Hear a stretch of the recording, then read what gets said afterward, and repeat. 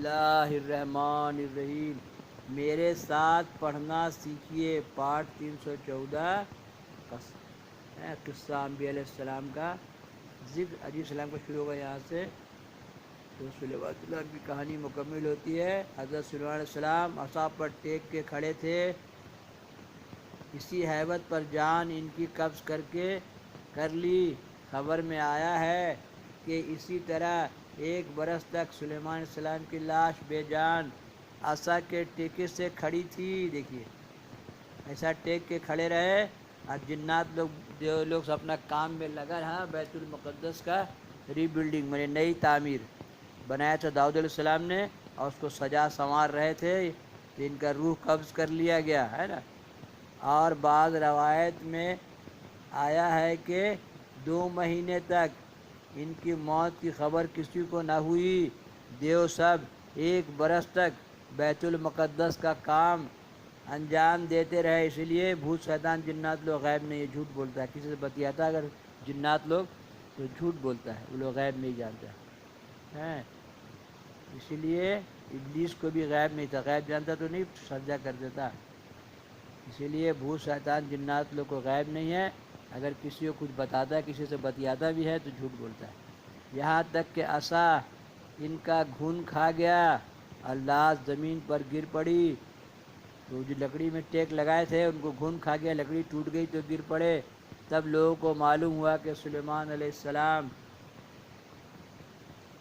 اتنے روز بے جان کھڑے تھے کہ ڈنڈا دیمک کھا گیا ان کا لاٹھی۔ بعد اس کے تخت ان کا ہوا میں گیا، ہوا پر گیا، آدمیوں کی نظروں سے غائب ہو گیا۔ دیکھا آپ انتقال کیے تو تخت بھی چلا گیا، اور جن سب تعصف کرتے ہوئے چلے گئے، سب جنات لوگ بھی بھاگ گیا۔ تعمیر بیت المقدس مکمل ہو گیا اور سب جنات سب بھاگ گیا۔ اس میں حکمت حکیم اعلیٰ الطاق کی یہ تھی کہ جن غیب دانی سے فخر کرتے تھے کہ ہم کو غیب کی معلوم ہے، ہم کو غیب کی بات معلوم ہے، اس لیے اللہ نے ان کو آزمایا کہ اگر وہ غیب کی بات جانتے تو سلیمان علیہ السلام کی موت کو خبر ان کی ہوتی۔ سب اللہ کی حکمت ہے، بندے کی سمجھ میں آ چاہیے، اور ذلت میں نہ رہتے۔ بس خدا کی مرضی یہی تھی کہ جنوں کو سلیمان علیہ السلام کے مرنے کی خبر نہ ہوئی، اور نہیں تو وہ سب چلے جاتے، کام چھوڑ دیتے، مسجد بیت المقدس کی تیاری نہ ہوتی، بے مرمت رہ جاتی۔ حق سبحانہ و تعالیٰ نے فرمایا،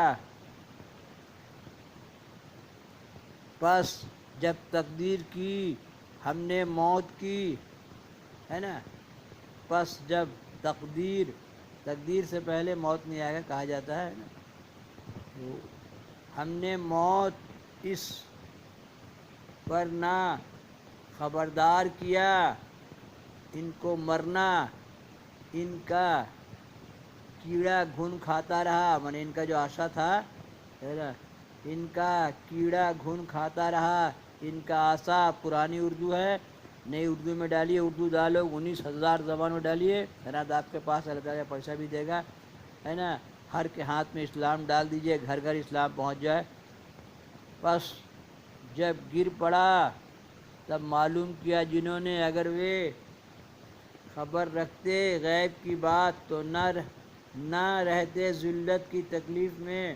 اور نہ دوسری روایت میں ہے کہ سلیمان علیہ السلام جنوں کے ہاتھ سے بیت المقدس بنواتے تھے، جب معلوم ہوا کہ موت آ پہنچی تب جنوں کو عمارت کا نقشہ بتا کر آپ شیشے کے مکان میں دروازہ بند کر کے بندگی میں مشغول ہوئے۔ بعد وفات کے برس دن تک جن مسجد بناتے رہے، جب مسجد پوری بن چکی، جب عصا پر سلیمان علیہ السلام ٹیک کر کھڑے تھے، گھن کے کھانے سے گر پڑا، تب سب کو وفات سلیمان علیہ السلام کی معلوم ہوئی۔ اور جو جن آدمیوں سے علم غیب کا دعویٰ کرتے ہیں، دیکھیے جن لوگ سب جھوٹا ہے، لوگ ہیں، سب کے سب قائل ہوئے، یہاں تک تھا قصہ سلیمان السلام کا، واللہ عالم بالصواب، سب اللہ تعالیٰ جانتا ہے۔ ایک ایک واقعہ میں اتنی موٹی موٹی کتاب ہے، بڑا سنکھیپ میں لکھا ہے یہاں پر۔ میرے ساتھ پڑھنا سیکھیے اور دین پھیلائیے۔ ہم نے جب بچپن میں سنا تھا کہ گھر گھر ناچ گانا، تو سوچتے یا اللہ سبھی ناچنے لگے گھر کا آدمی لوگ۔ ابھی ہر گھر میں بڑا ٹی وی لگا ہوا ہے، ڈانس کمپٹیشن سب گھر میں دیکھ رہا آدمی، ہے نا۔ تو گھر گھر ناچ گانا ہو گیا۔